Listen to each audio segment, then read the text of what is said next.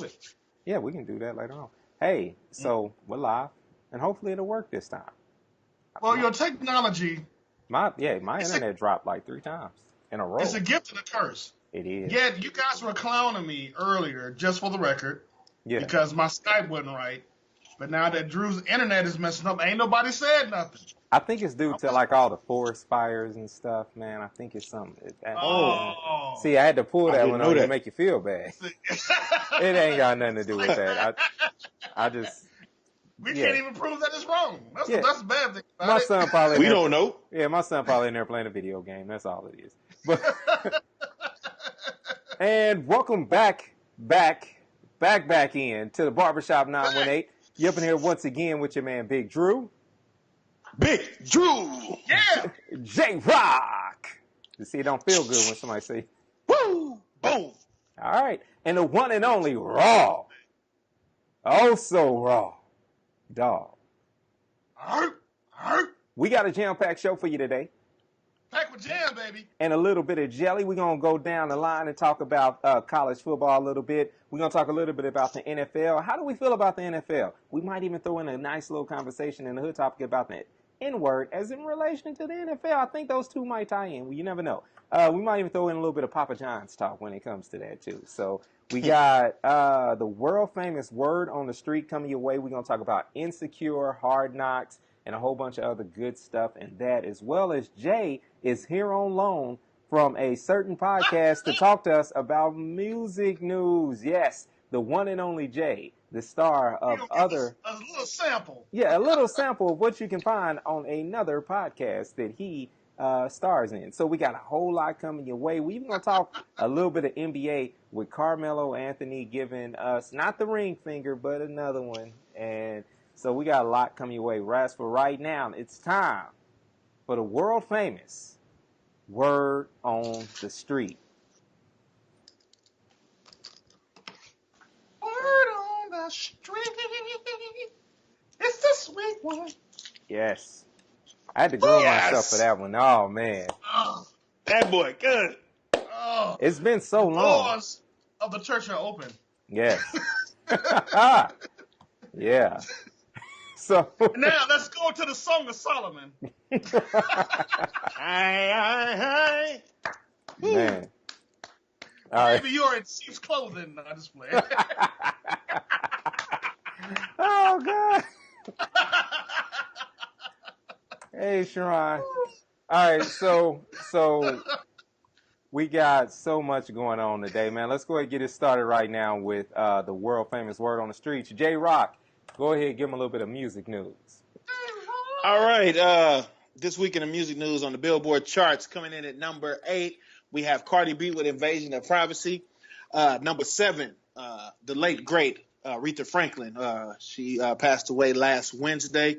Her 30 greatest hits just came back into the countdown at number 7. Number 7. All right. Wow. That's always that's the give and take of when somebody dies, they always get into the top.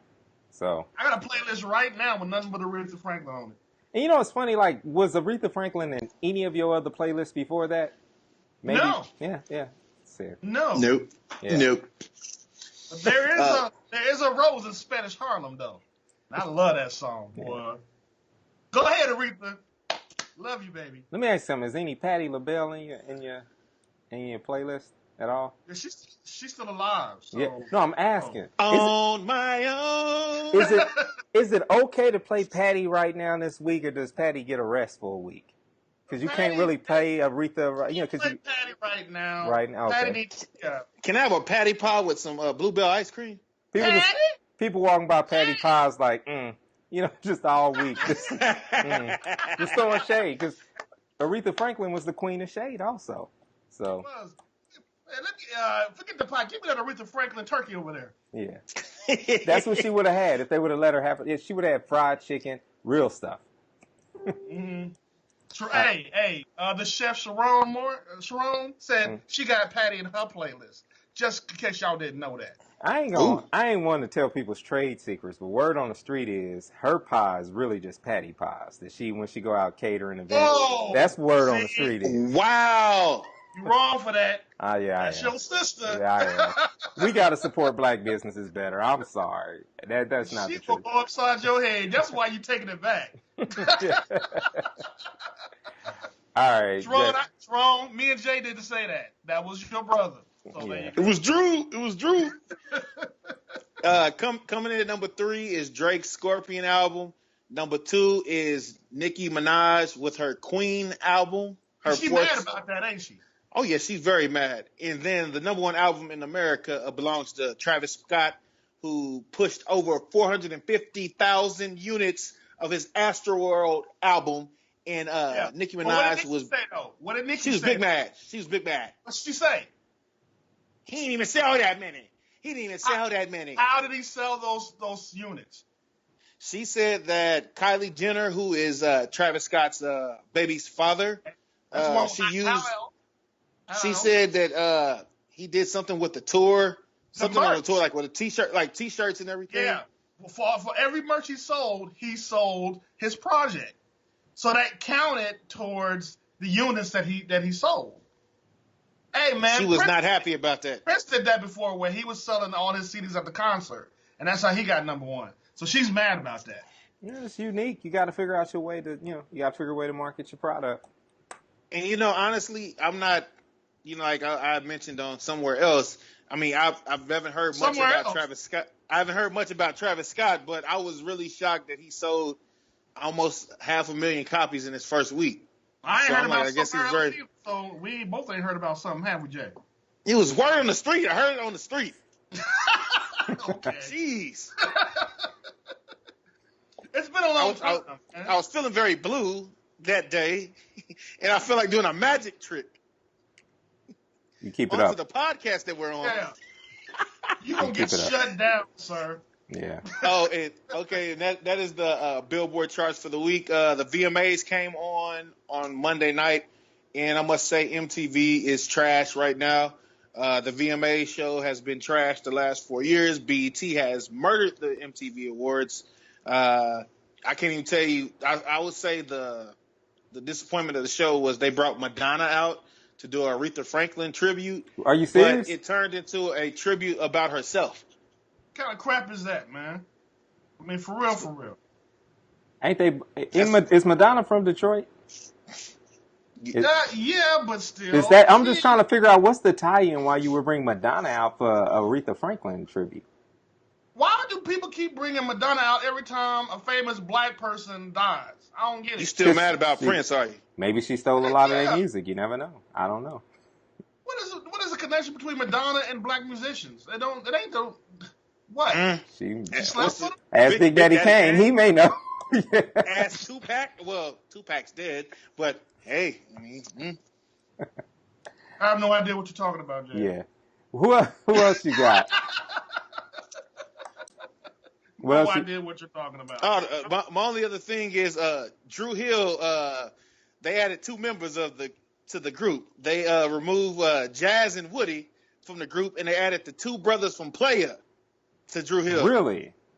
Yes. Wow. And this is news because. Because if you're going to be going to the circus or any type of Chitlin circuit event, you need to know who you're going to see on stage. The Pikesville, Kentucky State Fair featuring Drew Hill and Playa. Hey, man, if you're doing a show and they're selling cotton candy, things have gone horribly wrong, sir. Tell me what you want. Some cotton candy. Tell me what you need. For the record, Jazz was huge, man. Like, he was like unhealthy. Back then or now? Like now. Oh, okay. I thought you were saying like he was like the most popular member of Drew Hill. That he was. No, he mentioned it in the elephant in the room way. Yeah. Hey man, have you seen Jazz was the big dude, right? Yeah. Yes. Have you seen him lately? He's a Cadillac, bro.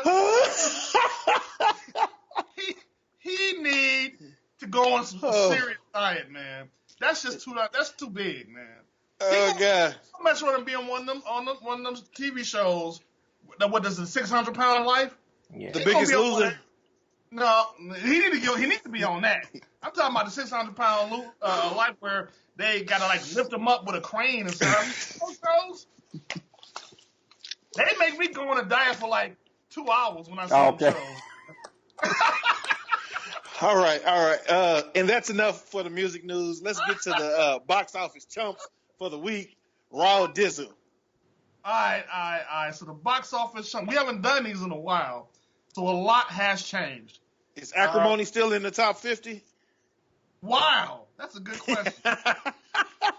Why not? It is not, sir. It is not. It's gone. Now, what's disappointing is Black Klansman is now number 7, Really? and the highest it got was number 5.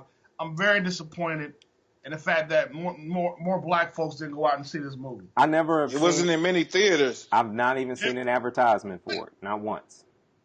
Really? They Not one played time. the advertisement to death here in Oklahoma, man. They played It was at Circle Cinema here in No, it Oklahoma. wasn't, dude. It was at AMC.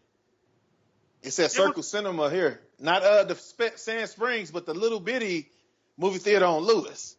It's not at the Circle Cinema. I keep telling you. I saw it. I drive by it every day on my way to work. Can it be and at says- both places? It don't have to just have been at one. Yes, yes. It The goes at both. only reason why I'm saying that is that it's not getting a lot of pub because they're not putting it in many theaters. Well, that may be true, but I found it. If you want to see it, you got to go look for it. So now, But all right, yeah, because you've had bad things to say.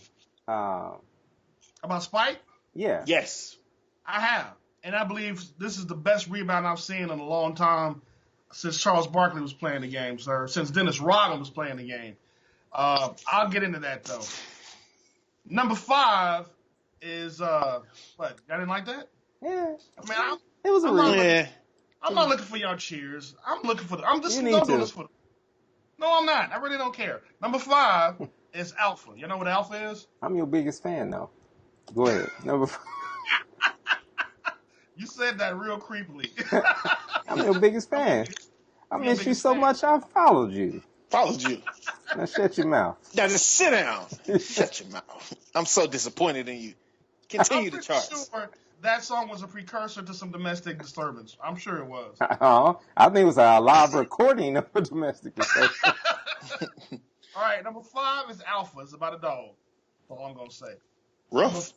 Number 4 is Mission Impossible Fallout, which I actually heard this is probably the best Mission Impossible that Tom Cruise has done. He can't lose with the Mission Impossible movies, and I know He can't people win that with me because I don't like don't that like dude. Tom Cruise. Or me. Never really explained why you don't like him. I just don't. I don't trust him. Is he short? Nah, man. Like everybody in my family's short. I just don't like him. I mean, I love short people. Yeah, love him. they got no reason to live, huh?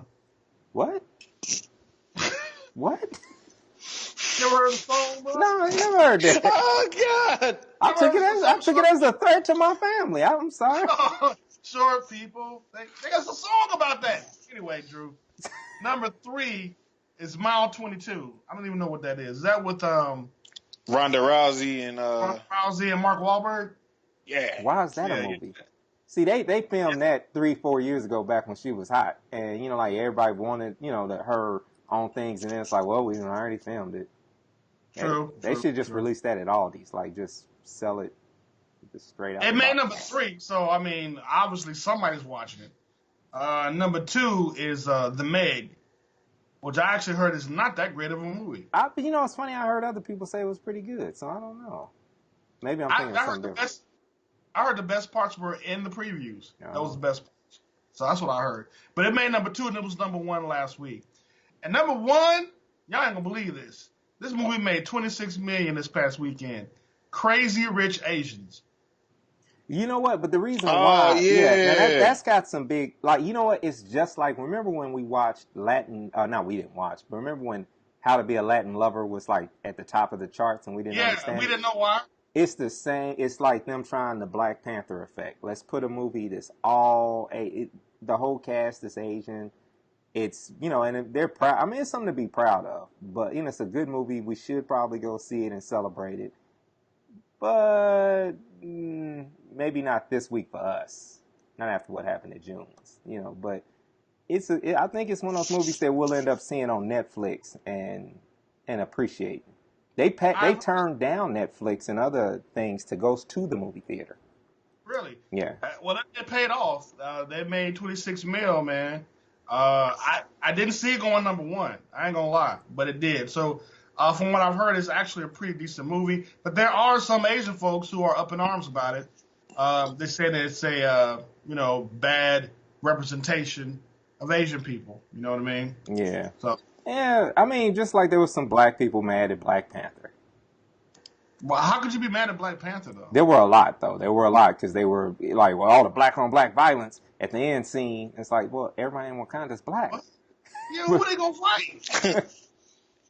That was dumb. And those same people was mad when they watched Infinity War, and they was like, oh, y'all just gonna hell them and have y'all turf war and gentrify Wakanda. So, that same group of people is gonna be mad. So. Some people just are just eternally mad, and I ain't interested in what they got to say. So anyway, what movies are coming out this weekend? Not a lot. There's one that I'm actually interested in because I'm sick and twisted. The Happy Time Murders. I actually want to see this movie. Of course you If do. you have not seen the previews, The Happy Time Murders takes place in a world where that's like pretty much run by Muppets. Oh, yeah. Oh, Melissa McCarthy. Yeah, but it's Okay. rated R like a mug. I bet right? it is, because Muppet movies are always dirty. I mean, every time they've done a Muppet, they get away with saying and doing a lot of stuff. They under the table dirty. They really Yeah. are. But this one is straight up dirty. It's You- rated. It's a hard R. Put it Yeah. that way. Except for the Muppets Take Manhattan. That wasn't, but No. it had its scenes. But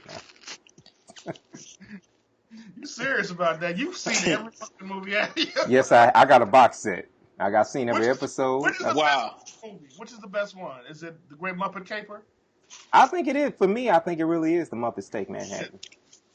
That's my favorite. Muppets Take Manhattan? That's one of my favorites. Yeah. I totally disagree, sir. But see, I like the show. I never really liked the movies too much.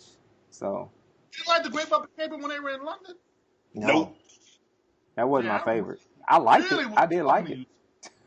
You don't even like the Muppets, Jay. You don't even like the I Muppets. used to watch the Muppet Babies. What are you talking No, about? that's Okay. different. That's not the same, sir. Yeah, That's a different. cartoon.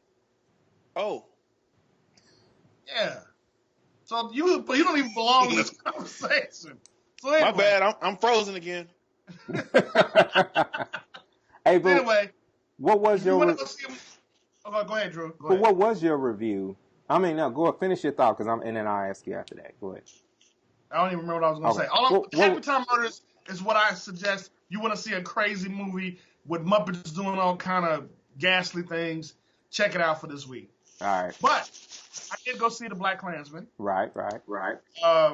This movie is probably one of Spike Lee's best. And I'm saying Spike Lee he's done some great movies. We're talking Malcolm X, Do the Right Thing. But this one is so well made. I don't know if it's because Spike doesn't do his flourishes like he usually does. Hey man, you wanna pay attention? I'm listening to everything you saying, sir. You said Spike Lee's best movie was Clockers. Continue. Yeah, it No. was. It was. No, that's- It was a no, it masterpiece. wasn't. It was a masterpiece.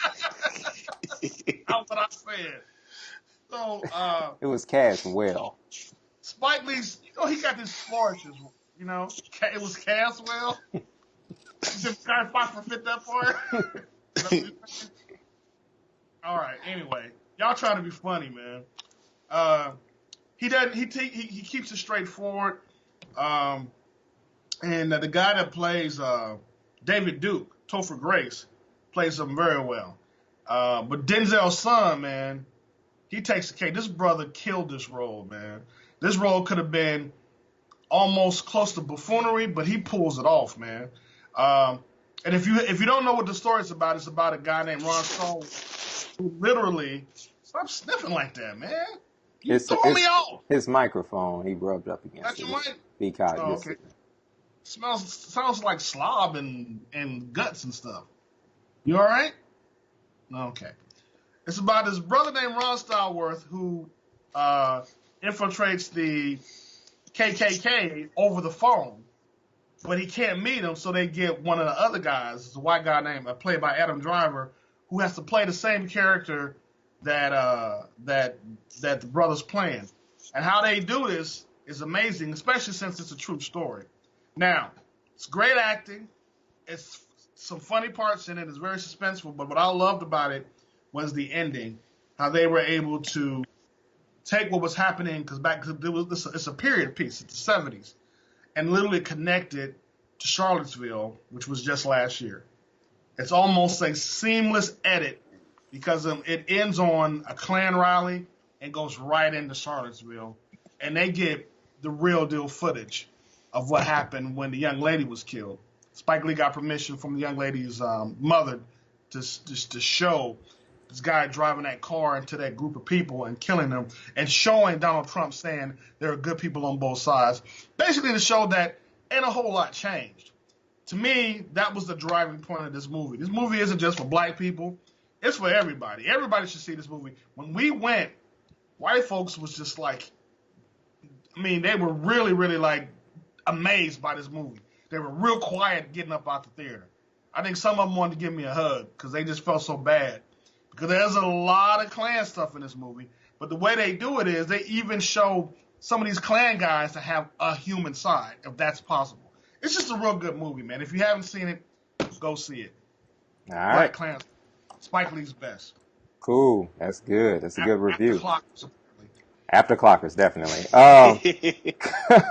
All right, so right now it's time for us to talk a little bit of TV news. We're just going to go ahead and talk about Insecure, and we'll catch up on Hard Knocks a little bit later on, all right? So let's get into it. All right. Jay, what's season 3 of Insecure? Just start off 2 episodes deep. What's it been like so far? Like, is it a different tone? What's the overall tone of Insecure this year? Yeah, Lawrence is not on there. Yeah, right. Yeah, she announced that that's the reality of when people break up. You just you don't see him again. So why would he be on there? So he was just a great character for the last 2 years. But like you said, it's her show. They broke up, so you just move on from there. But who do we root for? If you remember now, at the end of, who do the men root for now? Nobody. Okay. But as we move into this season, she was knocking on the door of her friend Daniel. So now she's sleeping on his couch, and she's a Uber driver, because she's trying to save money to get her an apartment. She's not making much money. They did her credit score, and her friend pretty much said that it's good, average, then Issa. So she's working on that. And so this past episode, it focused just on her and her friend Daniel. He's a producer, and so they went to the club to try to get this artist, so he can work with Daniel. And they ran into another guy that they went to school with, and he was more linked to him than Daniel's connection. And so some stuff happened, and somebody was shot at in the club. And so she's been helping out around this house and everything. And he pretty much, he's filling her in a sense, and he pretty much told her she can stay for as long as she wants. Let's not forget, as the season started, you show a scene of Daniel getting intimate with somebody. You assume it's Issa. It's not. It's him and another girl, and Issa's in the living room listening to them go at it. So that was weird because, obviously Issa and Daniel have history. They've been intimate as well. So she actually had to eventually tell him because he was bringing them in like that. And she was like, well, at least tell me when you're going to, have somebody so I can be gone. He's like, well, yeah, then you might going to be gone pretty much most of this week. She finally had my house. Because it's my house. She finally had to tell him, you can't just be doing that because, you act like me and you ain't got history. And he finally realized, like, okay, that's not cool then. Maybe I shouldn't bring girls home and have you listen to me, be intimate with them. And that wasn't the first episode. I like how Raw Dog is being right now. That's real Songs of Solomon of you, man. I can appreciate you using the word intimate so many times. Intimate connection. Because Lord knows he wants to use some rawness. Yeah, he do. Let me take the sheep of your cloth, girl. All right. I'll go Solomon on you, boy. All right, Jay, you said there's another show that you like watching, man. It's called Snowfall. Yeah, Snowfall, show that's on FX. This season it's 2, based right? on, season 2. John Singleton is the figurehead for this. It's based in the 80s in Los Angeles. Last season when I watched it, I only watched it for the African American side of the story, but this season I've been watching both sides, the Hispanic side and the African American side, because they're both tied in together. But it's a good show. It's about a young man named Franklin who is trying to become a drug kingpin. But this season he's run into some things with this guy Teddy, who works with the FBI, who's pretty much, he's playing both sides of the field. He's killed people, he's dug up bodies and put them in different spots. You know, he's got his brother involved with helping him move drugs and get guns and everything. What's saying? You know, his mom and dad, like his mom doesn't even associate with him anymore because she knows that all the money that he's getting is from drugs. His dad was beaten up by the cops. His dad is a homeless veteran. He was beaten up by some cops in downtown L.A. He pretty much almost died. And so, you know, his mom's rent is about to, you know, they're about to lose the house. He wants to give him money, but the mama's like, you know, I don't want your drug money. You know, if we lose the house, you know, it is what it is, you know, but it's been a good season so far. Like it's well written. And honestly, I like it better than what the product of Power that's out right now. I know it's two different shows, but I look forward to watching Snowfall more than I look forward to watching Power when that comes on. So it's sort of like, as we know, like we've had The Corner at one point, we've had The Chi, we've had The Wire. It's all just kind of the same story, just from a different twist. But Snowfall, is it more like, what's the difference? What's the big difference between, let's say, The Wire and Snowfall? It's in LA. It's in LA, and it's more, okay. You know, with The Wire, they you know, they showed a lot of fiends and everything, but on this show, it's focusing more on the drug dealers. Okay. You know, the people that are moving the product. Yeah. All right. Well, we definitely gonna keep you guys updated on how that show's going throughout the new season. Speaking of new season, we're about to switch on over to the NBA, and the NBA season is coming in about 30 days or so. It's crazy. Like we're getting really close to training camp, and like the part of training camp where they talk to the media, all these other things. Nothing crazy is happening. Nothing crazy is probably going to happen over the next month.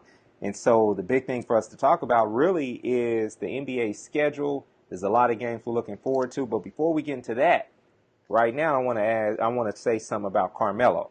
Now, Carmelo, from what you guys were telling me, has made the announcement that he's going to come off the bench for the Rockets. So what's so different? What's so different? Well, it wasn't he didn't say he was coming off the bench for the Rockets. They said that he's gonna Rudy? No, it's not Rudy T. D'Antoni. Yeah. He said that he's gonna have to work for, you know, everybody. He's gonna have to work for that starting position, but it's more than likely he's gonna come off the bench. Yeah, because he's not going to want to work for it. Yeah. I mean, it ain't even so much. I never thought that Carmelo didn't want to do good. I don't think he has the capacity to do good anymore. Like, he's not the same guy. He can't get up and down the court the same way. So. And all I keep having these scenes in Power, man, it's just killing him. Yeah. Yeah. That's legitimate basketball talk. Like, that's legit. Like, I can't even say that that's a joke. Like, that's. Yeah. I don't care what you say. If your girl is doing scenes with all kind of people on TV, it's going to affect you. Yeah, it is. He ready for a character to get killed off. Yeah. So he can get back to playing basketball. He won't Lala's character get killed off, and she ain't going nowhere. Yeah. So let me ask you guys something. Is it that you feel that maybe the Houston Rockets, and I'm not saying he's making this statement, but do you feel like the Houston Rockets have a better chance at going and getting a ring than the Oklahoma City Thunder? I don't believe so. I think Houston Rockets' chances are just the same as they were last year. They lost Trevor Ariza, man. I don't care what nobody said. That was huge. Yeah. You know what I mean? He played an integral part of that offense, man. And they lost him. And I don't think they'll have anything to really replace him. Carmelo can't really replace him. Yeah. You know, Carmelo don't play defense. Now, another thing that cannot be replaced was when the Thunder went to the finals in 2012. The corners of Tulsa was filled with bootleg T-shirts, and you can't replace the ones that you got. I threw mine out. I shouldn't have. I was a fake fan. But my man, he's representing today. He keeping his. J-Rock had the one that had the cuss word, you know, because he's a heathen. He had the one. Do you want me to repeat it? It said, "Run OKC." I'm sorry, Drew. I'll just keep my mouth closed. Sorry. No, go ahead and say Go it. ahead. No, we live. You know, You in more than one podcast. Go ahead and say it. thunder up. Do y'all cuss on y'all podcast? On occasions, yeah. Oh my God. Hello, You got is it me you're looking for? All right. So J it's Rock. always a big cousin and a little bad cousin. It is. That's what y'all. That's Yeah. pretty much. All right. All right. We're gonna talk a little bit about the schedule. What are the highlights that you pointed out, Jay, for us as far as the best things on the NBA schedule? Well, opening night. I mean, we got two good games. We got Boston versus Philadelphia. That's the opening night game. You know, Gordon Hayward and Kyrie Irving coming off of injuries. They'll be back for the Celtics, who should be the favorites to take the Eastern Conference this year if they're fully strength. In the nightcap that night, the Golden Girls, they'll be getting their rings, and they're opening the season against Oklahoma City Thunder. So it's going to be a very interesting game because the Warriors, they picked up DeMarcus Cousins. OKC, they re-signed Paul George. They also got Nerlens Noel, and they got Dennis Schroeder from Atlanta. So they also re-signed Jeremy Grant. So that's going to be a big moves for OKC. They also have rookies coming in. My guy from Kentucky, I can't even pronounce his name. Alabama. Yeah, something like that. Yeah, and he's been getting rave reviews this summer. So then in the next night you got the Mavericks versus the Suns, but then you also got the Lakers versus the Blazers. That's LeBron James' season debut with the Los Angeles Lakers, and then on that Saturday night they play the Houston Rockets in his home debut. So it's some very. What about Christmas Day, Jay? Christmas Day, Oklahoma City versus the Rockets. Right. Who we got? We got Milwaukee versus the Knicks. And we got the nightcap. No Cavs, but we got the Warriors versus the Lakers in the nightcap game, and Utah versus Portland in that game. So watch Utah versus Portland. You know that. Everybody gonna be asleep because they got to go to work the next day because Christmas is on a Tuesday this year. It is, isn't it? Yes. Yeah. So you might as well save your PTO up so you can get that Wednesday off. That's right. That's right. If you got a good job, go ahead and go for the rest of the week. That's what I did. That's me. That's what I did, sir. All right. Absolutely. All right. So let's go ahead and we're going to switch it up and go back before we go into college football. Let's go ahead and go into a hood topic. All right. So Okay. On this hood topic, I want to kind of cover this issue that we've covered multiple times, and it's kind of an issue of race. So I want you guys to kind of walk with me through this. So I'm looking at several different things that kind of go on when it comes to like race relations. Right now, we've got a lot of African Americans who kind of turning their back on the NFL, right? We also have the frequent use of like the N-word in music by non-black people.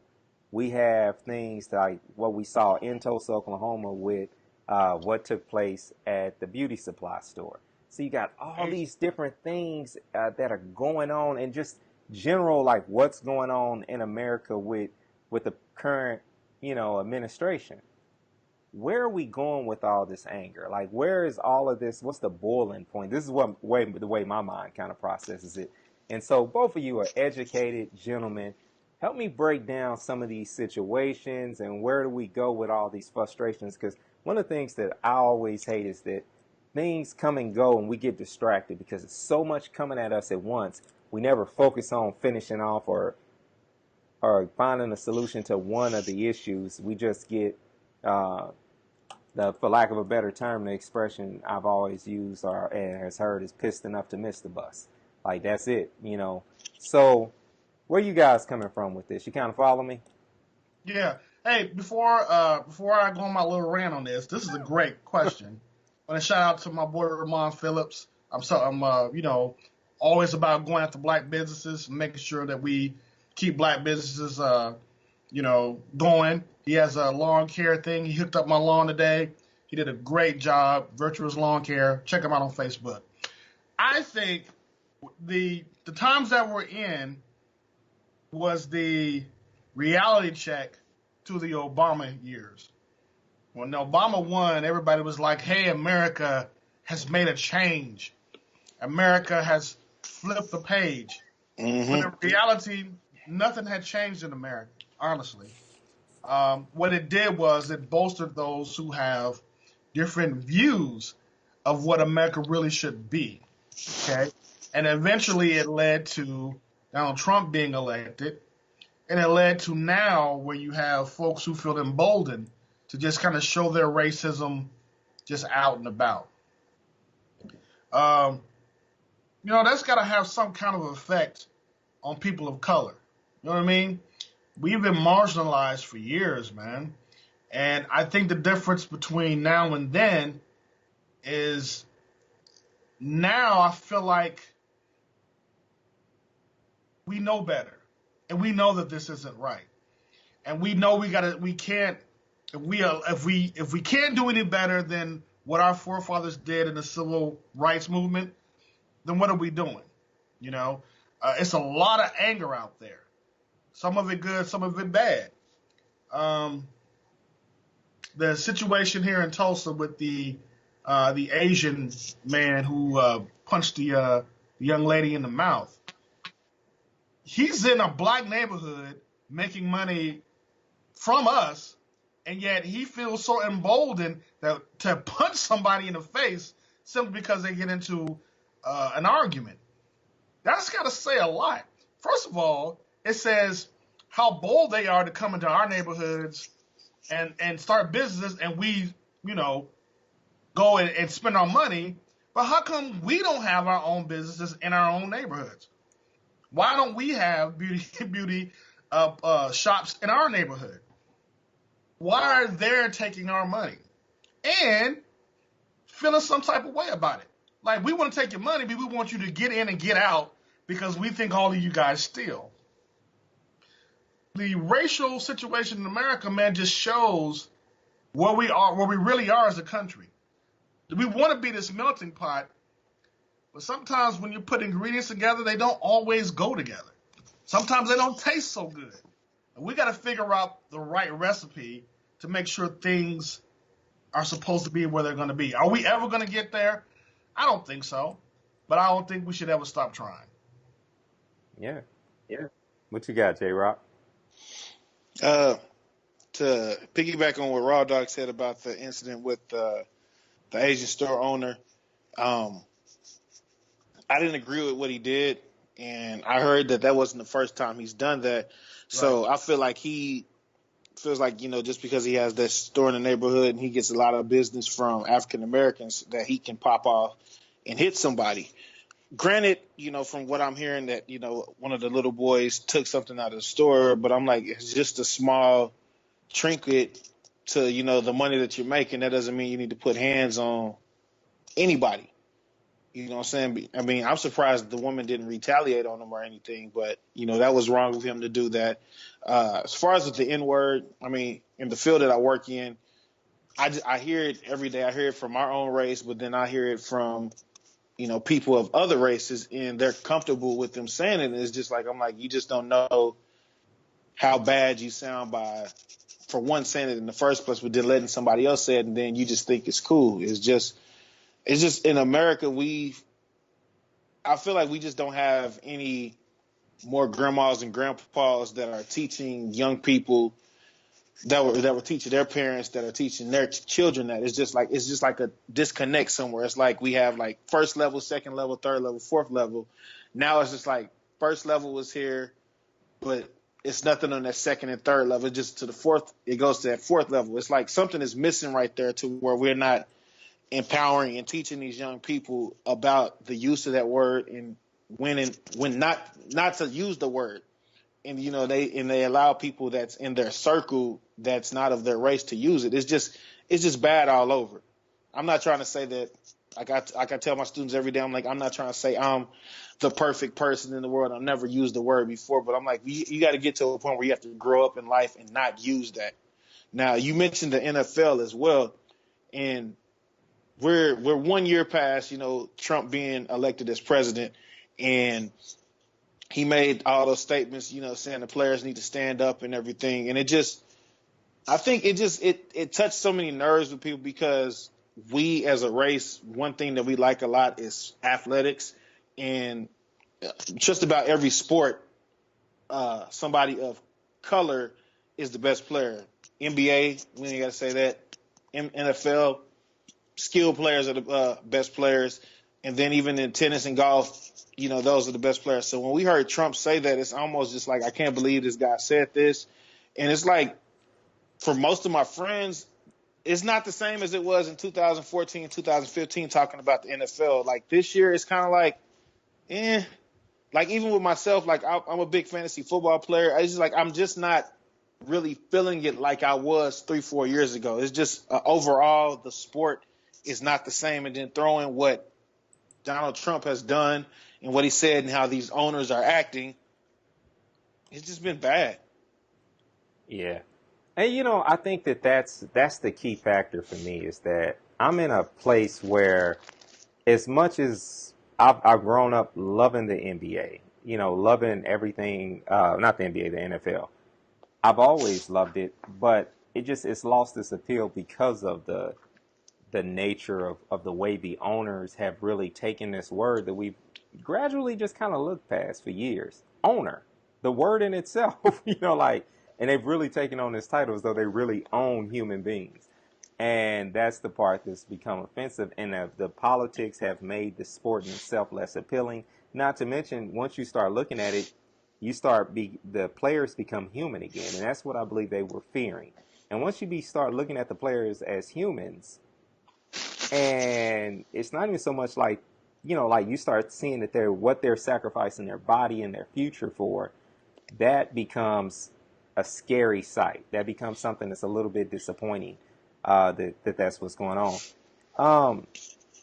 So I think that's why I'm kind of turned off by the NFL. But I think one of the things that has really gotten me down when it comes to all these different topics is just it seems like the intellectual leaders, maybe I'm not seeing where they are or where the people that can kind of unite with their words. That's what I think I'm looking for. I'm looking for more from maybe I'm looking for more from the church. Maybe I'm looking for more from just any of the people who stepped up during the civil rights movement. I'm looking for more of those, more leadership within the community. But is that even going to actually solve anything? Do we need more leadership, or will leadership just divide us even more? Well, I mean, let's talk about the pastors that met with Donald Trump for the photo op. Yeah. I mean, come on. Yeah, and and that Trump is going to be the most pro-black president that ever. comment was garbage. And I can, I've always been under the mindset that you give a man a chance to you figure out why he said or did what he did. I'm a person who firmly believes that you should have a seat at the table. I couldn't understand that. I do understand not, speaking ill on him or anything like that, and I can respect him. But that is one of the things when I'm being honest, when I'm being real, I don't understand that move. I don't. It's very difficult for me to get. It's just too much evidence and it's too many things that we're suffering and struggling with as a people for you to be able to jump to that. Like right after we just literally had an African American president to then say that the following one. Yeah. So like that one was like, okay, I get you appreciate your photo op, and you have to show your appreciation, I guess. But that was a step too far for me. But like I said, overall, man, I just wanted to bring up the topic because I think sometimes we get past these things. When I looked at the thing that me being at a distance. I'll give you guys an example. When it came to the thing with June's, my wife runs, a salon, and so I go to the store frequently to buy hair. Like I know how to buy black hair. And one of the most difficult things to kind of get past sometimes is understanding that this was a field that was like African American hair. It used to be 100% black owned business. And because of the government's involvement in the 60s, it flipped to being, for political reasons, where Koreans and other Asians pretty much dominate the whole marketplace, where it's like up to 90%. of the share is theirs. And that's devastating for us because it's like this is a business that should be for us and by us if there's anything else. And so when I go into the stores, it's not like I'm struggling with feeling rate. I don't feel that the person that they're just capitalizing. They moved in here, they moved to this country to take advantage of a capitalist system, and God bless them. But it's a pain when I have to walk through the doors and give money to them, and there isn't necessarily, sometimes I don't feel like there's a love given back. And that's the part, that level of disrespect. I'm gonna be real with y'all. Before we move on, as a pastor, I've seen a lot of things, especially as a police chaplain, and I've seen a lot of things dealing with homelessness. I don't think I've ever experienced in recent years as much righteous indignation. Like, I was angry watching that video, and it made me so mad because, and I'm just being real. I filtered it. I prayed about it, and worked through the anger that I experienced. But I got so angry because it was two little kids seeing their mother hit. Yeah. And that sets a precedent. That tells for the rest of their life, that's okay. Yeah. That sets it up that, because especially when people try to, this is one of those times where the whole kin or skin, like you just go blind, dumb on it, and it doesn't matter what she said. You should just be mad as a man. Right. You take color out. Mm-hmm. You take everything out. You got a man hitting a woman. Take race out the picture. Men, supposedly men of God, whether you in the evangelical world, whether you Muslim, whatever, men with conviction, American, whatever you want to say, you're watching a woman be assaulted by a man. There's nothing she could have said that would have warranted. And I'm coming from a place of being a person who once abused. So I've never been one to just throw it out there and act like I'm better than. I've had my problems in the past. I knew I was wrong, though. And so even now, being the man that I am now, in front of those children. So my hope is that people in the community are surrounding those kids more than anything to let them know this isn't about just being angry. This isn't just about race. That issue in itself got me going because it's like you can't there's no reason that you hit. And that's just where it's nothing but hate involved in a move like that. Last I heard, I think he's pretty much getting out of that neighborhood because they've been picketing him. So they have, but people are still shopping there. Yep. People are still going in. Even though they're picketing, people are still crossing the line and going shopping. But I mean, he's still getting hurt economically because the bad press can't help. So I think he's actually closing them stores down and moving out. That's the hope. Has something been broadcast on the local news? I've only seen, what's been posted on Facebook and Instagram and everything. I haven't seen anything on the. I don't live there. Yeah, so. It was on the news. It was on Fox News. Believe it or not, Channel 5 Fox News. They had it on there. I was shocked. Okay. Yeah. No, Channel 5 Fox News is not Fox News. I'm messing with Fox 23. Watch Fox News, huh? I knew it was something different about you, brother. All right. So you got to know how the others are thinking. Yeah. No, I think so. Yeah. All these different things going on. I just wanted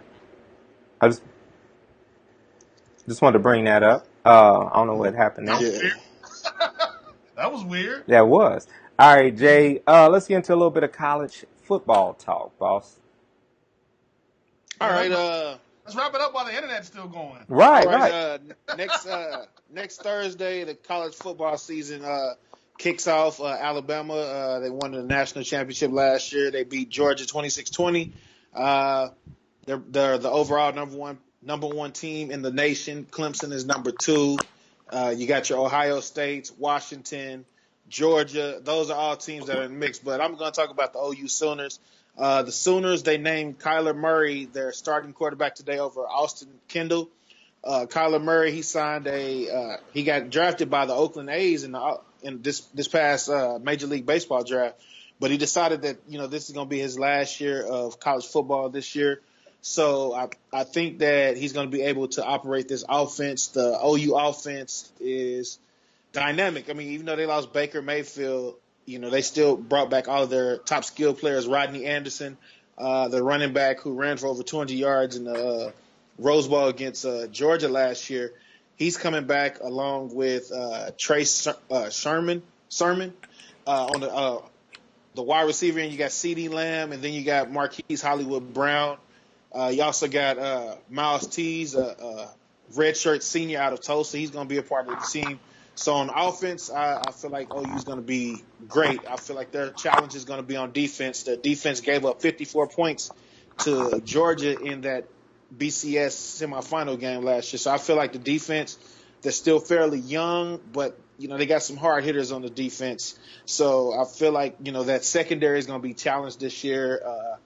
First game of the season against Florida Atlantic. Florida Atlantic is led by Lane Kiffin. He's been at USC, he's been at Alabama. Yeah. I feel like OU will. Nobody likes him. But I feel like he's got a good program there. They won the Conference USA championship last year, so he's getting a lot of those Florida kids who don't qualify for your Florida's, FSU or Miami. So it's Central Florida. So I feel like that's going to be a tough test for the Sooners. Excuse me. But I feel like OU, they should, the only games I feel like they should struggle with this year is maybe Texas, because Tom Herman, this will be his second year at Texas, and he can start getting his players in, getting Charlie Strong's players out. So I think they'll have some struggles with Texas, and they play at TCU in West Virginia this year. So if they're able to, lock down on defense, I feel like OU will be playing again in the BCS playoffs this year. All right. What did y'all already talk about OSU? Oh, no. He don't talk about OSU for some reason. You got no reason to talk about OSU. They unranked, as you said. Yeah, they are. They are. I brand new quarterback. They got a brand new quarterback. They lost Mason Rudolph and James Washington to the NFL. The key player on this team this year will be Justice Hill, the junior running back out of Tulsa, Booker T. He ran for over 1,200 yards last year for OSU. He gave OU fits. He ran for 200 against OU, and it was easy. So he's going to be the big body for OSU on offense this year. They got Jalen McCleskey coming back. Him and Dylan Stoner, they should be able to get a lot of catches this year in that Mike Gundy offense, since James Washington is not there anymore. So they should be a big help. Like I said, the defense, they got my guy Brayford from Booker T. Washington. This is his 5th season with OSU on the DN. He's been hurt 2 years. So he'll be Jordan Brayford, that's his name. He's gonna be a big help for them on defense. So OSU, they should be competitive. They should be in the top 3 for the mix of the Big 12. So I look at them winning 8 to 9 games again this year. And Gundy still has the mullet. Yes, it's great. That's a selling point, man. It is recruitment. It is. All right, that's how he recruited his offensive line right there, that mullet alone. All right, man. Yeah, it's a deeper joke than the surface. All right, let's go ahead and get into our final cuts. That's it. All right, final cut. I always start off. I was going to say, why don't you start off, Raw Dog? But I forgot that I start off, We've been doing this show too long. But oh, what's that mean? No, I'm just joking. It's already starting, man. All right. I'm gonna start. All right. Today, I woke up and I thought about 2 of my former teachers, James Wolf, my 2nd grade math teacher, and Willard C. Pitts, my journalism teacher at Langston University. Those are 2 African American males who had an impact on my education from elementary school to college. So this morning, it was the first day of school here in Tulsa, and I went to my old school that I taught at 2 years ago, and I went to go see my students who were in the 3rd grade, but now they're in the 5th grade. And it was just they had they rolled out the red carpet, so I was right there for them, and I gave them a high five and everything. But then I talked to them, and they was like, Mr. Wallace, we miss you, we'll never forget you and everything.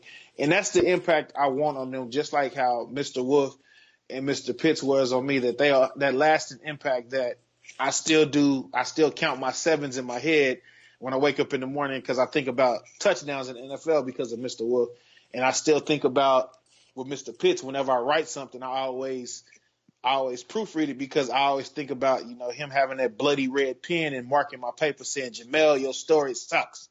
But I want that lasting impact that they had on me for my students that 10, 15 years from now, they'll remember what I taught them in 2016, 2017, that it will last with them for the rest of their life.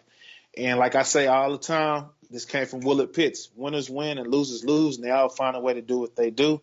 This is the Barbershop 918, and it's J-Rock, and I'm out. How mighty So gracious glad. of you. Yeah. Yeah, I'm so glad. Wow. The Where you pettiness are. is back. So there's something that I consider a lost art. That is the art of listening. A lot of us just don't listen very well. A lot of us have a tendency to think that, yeah, it may have happened to you, you, and you, and you, and you, but it ain't going to happen to me. I see this many times, especially among men who don't believe they need to listen to anyone. Even that old salt of a uncle you had who said, hey, I'm telling you, if you do this, this is going to happen. We still don't listen, and we still fall in the hole. I never understood that concept of not listening and not learning from other people's mistakes. We still have grown men repeating same mistakes that they've seen their older brothers, their fathers, their uncles do, and they don't want to listen. It's a lost art, man. We really have to learn how to listen. We will avoid a whole lot of pitfalls in our life if we would just learn to listen and actually learn from other people's mistakes. There's no need for you to go in a hole if you don't have to. If somebody fell in the hole and is telling you how to get around it, why not go around it? Why not make your life easier? Why not be smarter than the person previous from you? We've got to learn how to listen. And that's not just young people. That's old people. So I've seen a lot of young geniuses and a lot of old fools. You got to learn how to listen. Let's get back to the art of listening and taking good advice when it's given to you. With that, don't tell God about your big problems. Tell your problems you got a big God. I'm out. Woo-woo. All right. So, in typical fashion, I want to just remind you that you've got to live out your dreams. You have to just let all the destiny that you have, just let it be fulfilled in your life. For me, today I wrapped up the second day of shooting for a job that really I have no business having according to basic man standards. But because I trust God and I believe that, what God says is going to come true, it gets tough sometimes, and it's very hard pursuing your dreams. It gets very hard living by faith, but it's worth it. It's absolutely worth it to just feel alive. I can tell you that from experience. Those of you who have experienced it, you know how great it is. So what I'm asking is that you join us. Get off of, just stop sitting on the apathy. Stop sitting on those things that are just making you stay still. Stop and just go ahead and get out there and join the adventure journey of life, and just get out there and pursue your dreams.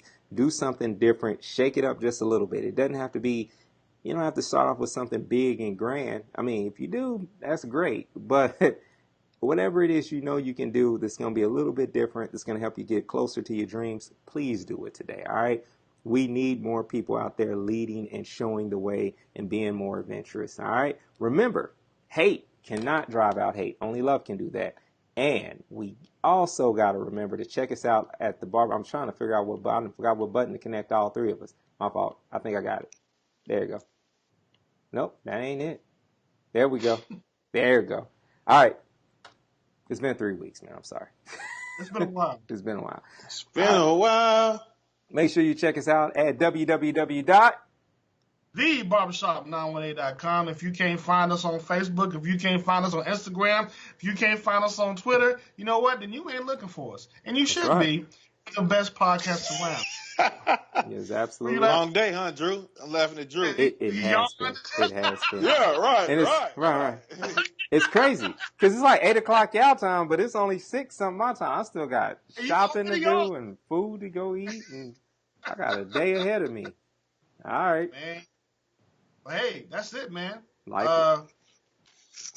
It's Check, been a couple of weeks, hasn't it? Been yeah. 2 or 3 weeks. Check us out in a couple of weeks. We are going to be back at it. We're going to give you an NFL preview. We're going to have a whole lot of fun. As usual, it's going to be a great show. We out.